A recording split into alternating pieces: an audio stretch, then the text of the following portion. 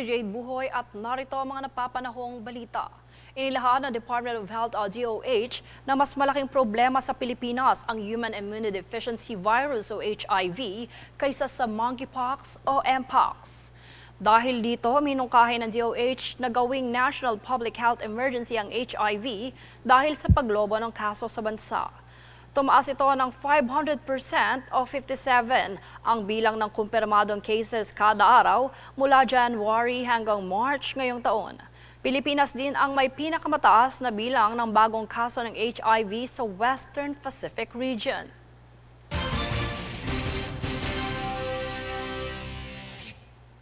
Isang linggo makaraan ang pagpapatupad ng NCAP ay ilang motorista na rin ang nahuli. Bunsod ng paglabag. Isa rito ang pagtamper ng license plate upang iwasan ang monitoring ng sistema na siyang mariing pinagbabawal ng ahensya. Tunghayan ng balitang ito, hatid ni Princess Castro. Nagbabala ang Metropolitan Manila Development Authority o MMDA kasama ng Land Transportation Office o LTO hinggil sa mga motorista na nagtatamper ng kanilang license plate upang umiwas sa No Contact Apprehension Policy o NCAP. Ito ay matapos sumaobserba ang ilang mga motoristang sinasadyang magtakip ng kanilang mga plaka na nakuhanan sa pamamagitan ng CCTV camera ng ahensya. Dahil dito, tiniyak ng LTO na agad silang magpapadala ng show cause order sa mga traffic violators.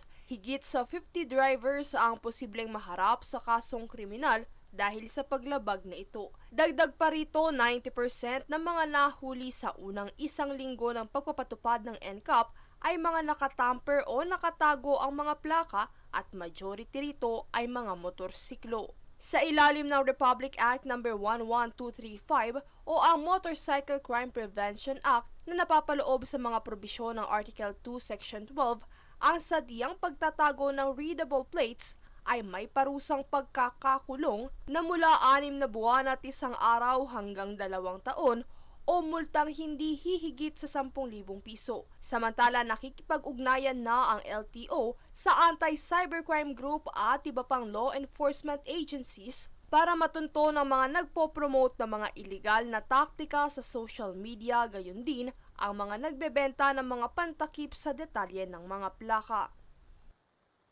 Princess Castro nag-uulat para sa Golden Nation Network.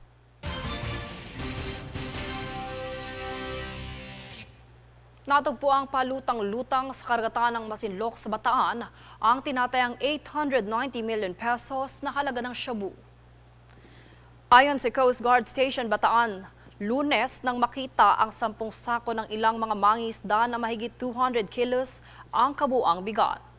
Kasalukuyan nang iniimbestigahan ng mga otoridad ang pinanggalingan ng naturang mga iligal na droga.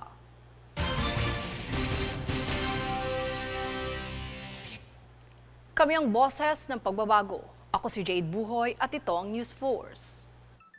Sa ulon ng mga balita, DOH inilahad na mas malaking problema ang HIV sa bansa kaysa mpox. Presyo ng gasolina at diesel tumaas. Kerosene muling nag-rollback. CHR naalarma sa direktiba ng PNP na paramihan ng mahuhuling kriminal. NCAP magpapatuloy sa kabila ng suspensyon sa EDSA Rebuild Project.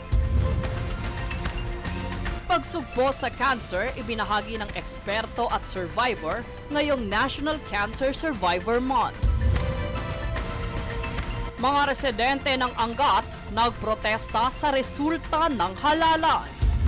Patas at pantay na balita, komprehensibong ulat para sa pulso ng masa. Ito ang News 4.